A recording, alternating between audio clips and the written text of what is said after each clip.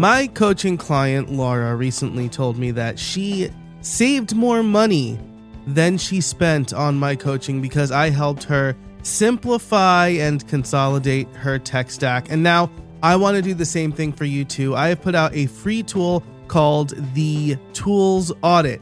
It will help you determine what tools you use, how much you're paying, where you can consolidate and eliminate to simplify your small business tech stack. You can go to streamlined.fm/tools to get your free tools audit today. That's streamlined.fm/tools. Recently, I was trying to share my work Google Calendar with my wife so she would see it on her phone so that she knows what appointments I have and when we have free time for her to schedule whatever family-based or personal-based things. And as I'm trying to do this, I am giving her access, checking her phone, looking here, looking there. I had to find some secret page to show like what calendars were delegated or something to the device. And I just thought, man, this should be way easier than it actually is. It should not be this hard to share a calendar with my wife to get it to show up on her phone. How many of you have had this feeling where you've built something for your kids, used an app, tried to sign up for something, and ended up spending too much time fighting it? Things should not be that hard. And when you spend your day fighting the tools that are supposed to help you work, you are wasting your time. Which is why I want to talk to you today about why gear matters. Hey everybody, my name's Joe Casabona. Welcome to the Streamlined Solopreneur, a podcast that helps solopreneurs save time in their business so they can take time off without feeling guilty or worried that their business is going to crumble. Today, I want to talk to you about why gear matters. And I have said in the past that gear does not matter, but the context is important here. When I have said that to podcasters or hopeful podcasters who want to go off and spend $2,000 on gear for a show that hasn't launched yet. And in that context, that sort of gear doesn't matter. Get yourself a decent mic for $100. Get yourself a good pair of headphones. Plug both of them directly into your laptop, and you have everything you need to podcast.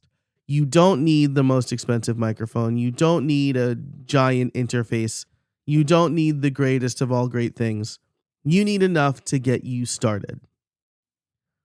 But when it comes to your business and your daily operations, gear, that is the hardware and software, actually matters a great deal. Because getting the right gear will save you time to help you focus on your actual work.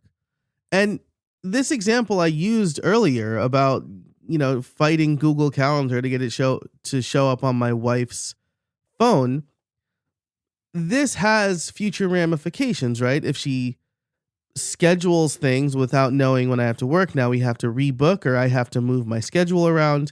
If there's a conflict with her schedule, her work schedule, I have to move my schedule around, and then I am unable to get my work done, or she's unable to get her work done, or whatever it is that either of us wanted to do in the time that we thought we had free. On a maybe like a day-to-day level, right?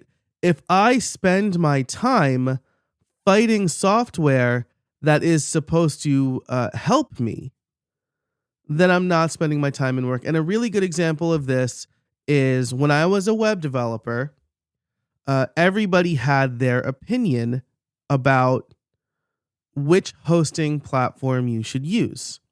Now, I've had several hosting platforms sponsor me in the past, in the very recent past, as a matter of fact. So I'm not going to name names, but there was a couple at least that I have used that made it harder for me to do my job efficiently. They loaded things slowly. Features were inexplicably blocked by my ad blocker.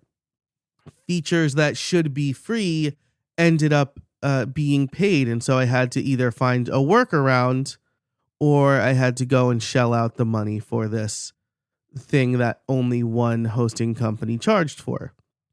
And so instead of something taking me an hour, it ended up taking me 2 hours, which I either had to bill to the client or eat, right? And eat up that time.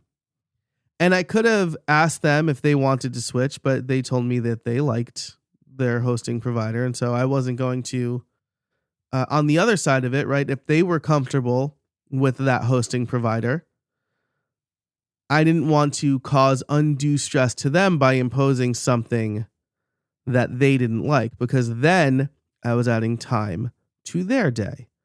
And so we worked out an arrangement. I explained everything that happened. But the point is, the tool was bad for what I needed it for, right? I think the same thing could be said for a lot of AI tools. Like, you think you're going to prompt it one way and get an answer, and then you have to spend time fixing it when ultimately it would have been faster for you to just write the damn thing yourself. That's neither here nor there. This is not an AI This is not an AI episode. This is really about the tools, right? You have a really slow laptop that takes you forever to do something. Your phone is really old or can't capture, voice notes the way it used to. You have a backup system that doesn't work, and so you lose data, and now you have to spend time trying to recover it or find it somewhere else. When you have bad gear, when you have bad tools, it takes time away from your core mission. So the gear really does matter. But as a lot of my clients know, and I'm sure a lot of you know, finding the right tools can be tough, especially when there seems to be, a dozen tools that all claim to do the same thing. How do you know when you should or what tool you should use? And over the summer, I did record an episode about how do you know when it's time to switch tools. This was episode 497, where I talk about how to figure out if you should switch tools. But how do you figure out what tools to use in the first place? Do you go with a recommendation? Do you just try a bunch of stuff? So the first step is you want to put some thought into the tools you're using.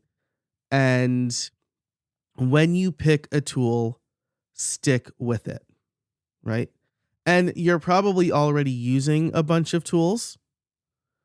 So how do you know if those tools are worth it? Well, I do have a free tools audit that you can download over at streamlined.fm/tools. It has a list of a bunch of common tools, and then you can add your own, and then you are going to rank them and determine which ones you should keep or get rid of. There are a couple of questions there to help you. So you can get that for free over at streamlined.fm/tools.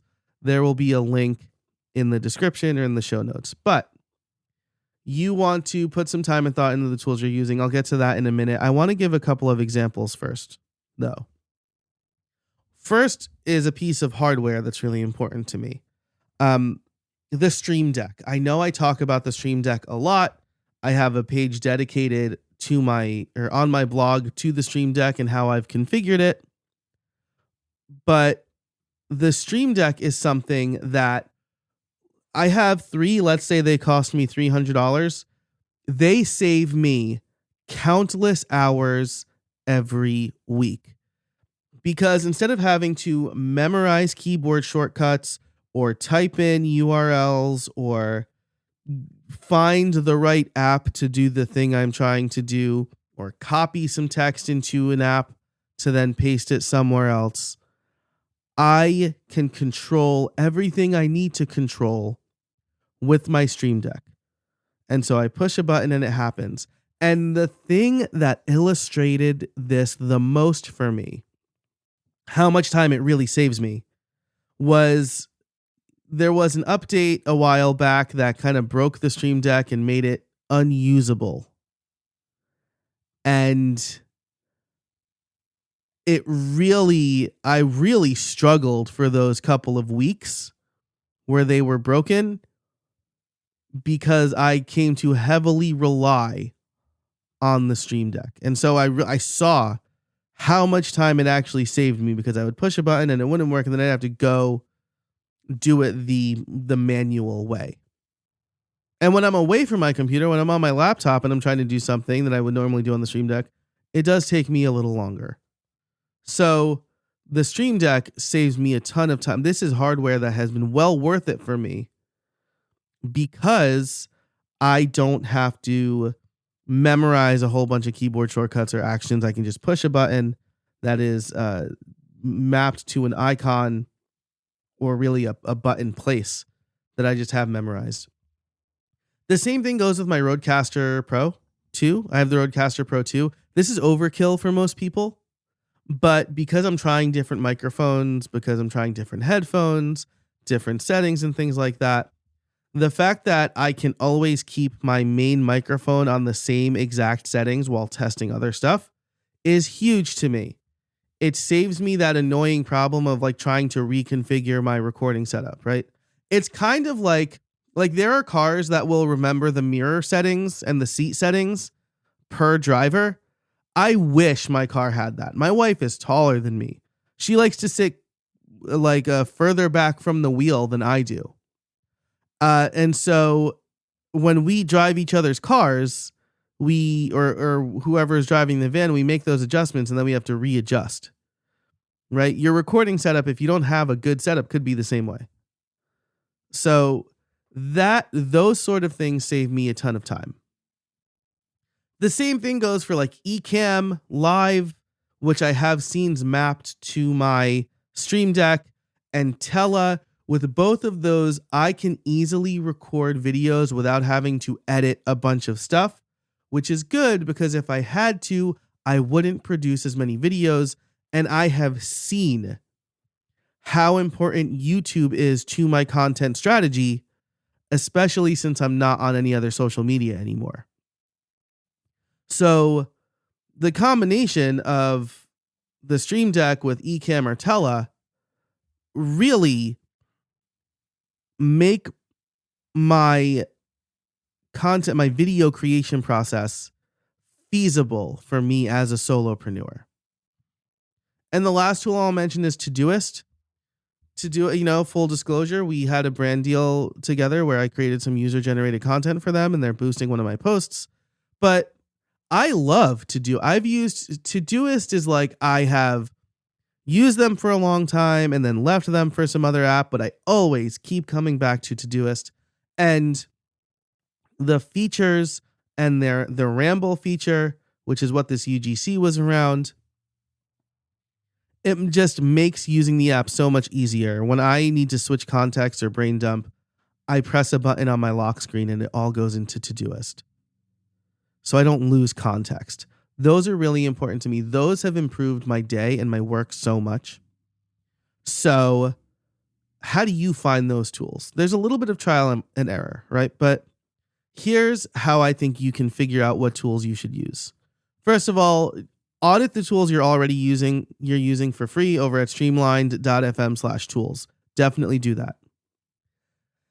Then audit your time to see where you're spending too much time, right?